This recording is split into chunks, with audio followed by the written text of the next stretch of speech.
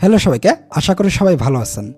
বন্ধুরা, অন্তর্বর্তীকালীন সরকার ডক্টর মোহাম্মদ ইউনূস 20 টাকা, 100 টাকা, 500 টাকা এবং 1000 টাকার নোট নতুন করে ছাপানোর জন্য বাংলাদেশ ব্যাংকে চূড়ান্তভাবে নির্দেশ দিয়েছেন। নতুন এই নোটে আর থাকবে না সাবেক গভর্নরের সিগনেচার এবং বঙ্গবন্ধু শেখ মুজিবের ছবি। তো বন্ধুরা, চলুন দেখে নেওয়া যাক নতুন এই নোটে কাদের ছবি থাকবে, কিভাবে ফ্যাক্টরিতে এই নতুন নোট তৈরি করা হচ্ছে, কবে নাগাদ বাজারে আসতে পারে নতুন এই নোট। বন্ধুরা, 5 আগস্ট সাবেক প্রধানমন্ত্রী শেখ হাসিনার পতনের পর নতুন করে দেশ সংস্কারের সিদ্ধান্ত নিয়েছেন অন্তর্বর্তীকালীন সরকার ডক্টর মোহাম্মদ ইউনূস। আর তাহারই ধারাবাহিকতায় প্রাথমিক অবস্থায় 20 টাকা, 100 টাকা, 500 টাকা এবং 1000 টাকার নোট থেকে শেখ মুজিবের ছবি সরিয়ে ফেলার নির্দেশ দেওয়া হয়েছে। বন্ধুরা, প্রাথমিক অবস্থায় এই 4টি নোটের নকশা পরিবর্তন করা হচ্ছে। তো বন্ধুরা, চলুন দেখে নেওয়া যাক ফ্যাক্টরিতে কিভাবে এই নতুন নোট তৈরি করা হচ্ছে। বন্ধুরা, ফ্যাক্টরিতে নতুন নোট অর্থাৎ টাকা তৈরি করার জন্য প্রথমে এই টাকার নকশা তৈরি করা হয়। এই নকশার মাধ্যমেই বোঝা যায় যে টাকাটি দেখতে কেমন হবে এবং টাকার উপরে কাদের ছবি থাকবে। এই কাজটি করে থাকেন বাংলাদেশ ব্যাংকের সুদক্ষ কারিগরেরা। বন্ধুরা, নকশার কাজটি কমপ্লিট হয়ে গেলেই এরপরে টাকা বানানোর প্রসেস শুরু হয়। বন্ধুরা, টাকা বানানোর জন্য যে সমস্ত মাল সামানা লাগে এগুলো বাইরের দেশ থেকে ইম্পোর্ট করা হয়।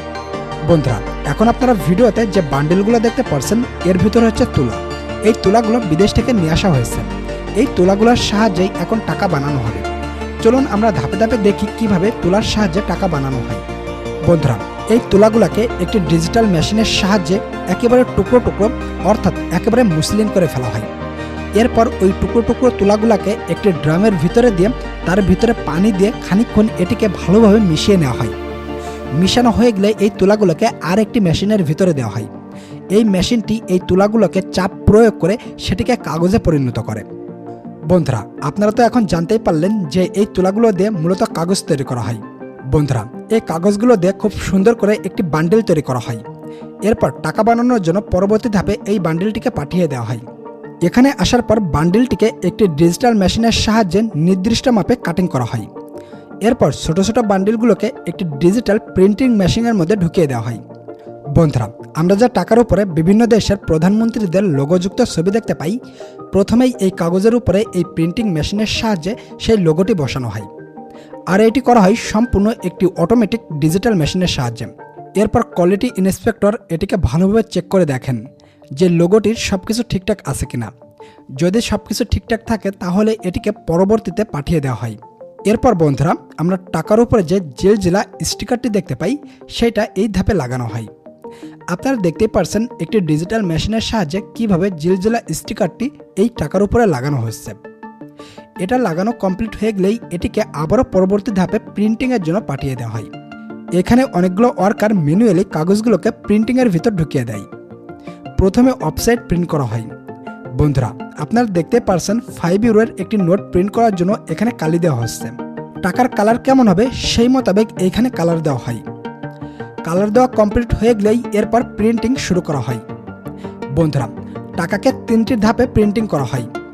প্রিন্টিং কাজ সম্পূর্ণ হয়ে গেলেই একজন কোয়ালিটি ইন্সপেক্টর এটিকে ভালোভাবে চেক করে দেখেন যে টাকার গুণগত মান সহ সবকিছু ঠিকঠাক আছে কিনা।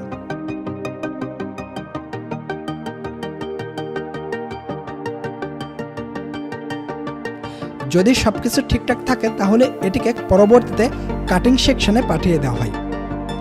কাটিং সেকশনে একটি ডিজিটাল অটোমেটিক মেশিনের সাহায্যে এই টাকাগুলোকে একটি নির্দিষ্ট টাকার মাপে কাটা হয়। এরপর এই টাকাগুলোকে বান্ডিল করে এটি বিভিন্ন ব্যাংকে পাঠিয়ে দেওয়া হয়। তো বন্ধুরা, আপনারা দেখতেই পারলেন যে কিভাবে টাকা তৈরি করা হয়।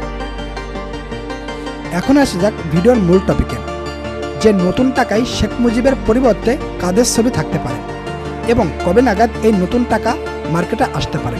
বন্ধুরা, নতুন এই টাকায় কাদের ছবি থাকতে পারে সেটি স্পষ্টভাবে জানা যায়নি, তবে ধারণা করা যাচ্ছে নতুন এই টাকায় থাকতে পারে ধর্মীয় স্থাপনা সহ বাঙালির সংস্কৃতি বহন করে এমন কোনো নিদর্শন।